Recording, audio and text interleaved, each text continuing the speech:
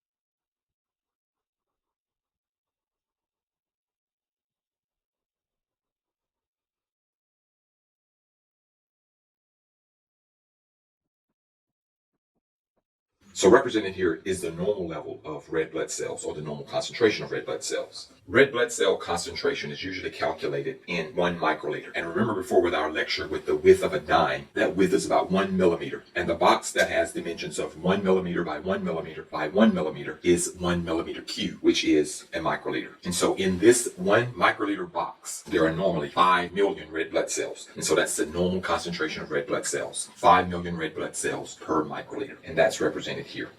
Nutrients and metabolites in blood don't use the default volume of microliter. Instead, we use the volume of 100 milliliters, which is 1 deciliter, 1/10 of a liter. And so in 1 deciliter of blood, we have about 15 grams of hemoglobin. And so that's the normal concentration of hemoglobin in blood. Let's next explore aberrations from these values. In the blood, we can have a low RBC count, or we can have insufficient levels of hemoglobin. Let's first represent the low RBC count. And now let's represent insufficient hemoglobin. In addition to having low levels of red blood cells, we can also have an excess RBC count. Let's represent that one here. Before continuing, let's annotate a few items. Shown on the left here is a normal RBC count. And shown here is a normal hemoglobin concentration. So shown here is a normal hemoglobin concentration of 15 grams per 100 milliliters, or 15 grams per deciliter.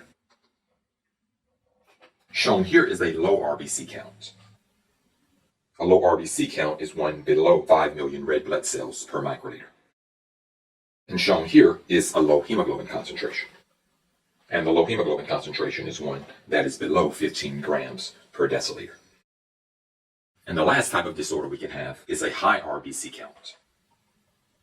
And so a high RBC count would be one that is above 5 million red blood cells per microliter. And so on the left here again, these are our normal situations. Normal RBC count of 5 million red blood cells per microliter. Normal hemoglobin concentration of 15 grams per deciliter. A low RBC count is one in which the RBC count is below 5 million RBCs per microliter. And a low hemoglobin concentration is one that is below 15 grams per deciliter. And lastly, we have a high RBC count in which the RBC count is above 5 million RBCs per microliter.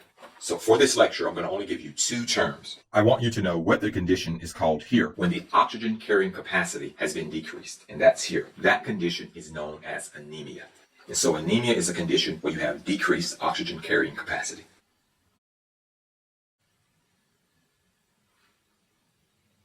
So the word anemia literally means a condition where you're without blood. An means without, eme means blood, and emia means condition. Eme can either mean blood or hemoglobin.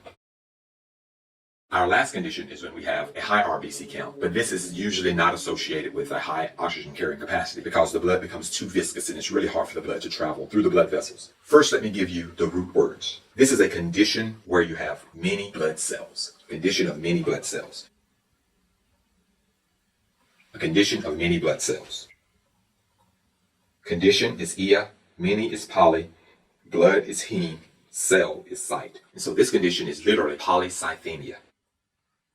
And so polycythemia is a condition of many blood cells, literally. And so that concludes this introductory lecture on disorders of erythrocytes. Whenever we have a situation where we have a reduced oxygen carrying capacity, we call this anemia. And whenever there are too many red blood cells, which is not associated with increased oxygen carrying capacity, we call this polycythemia. And so that concludes our first lecture on disorders. I hope that you've learned a lot.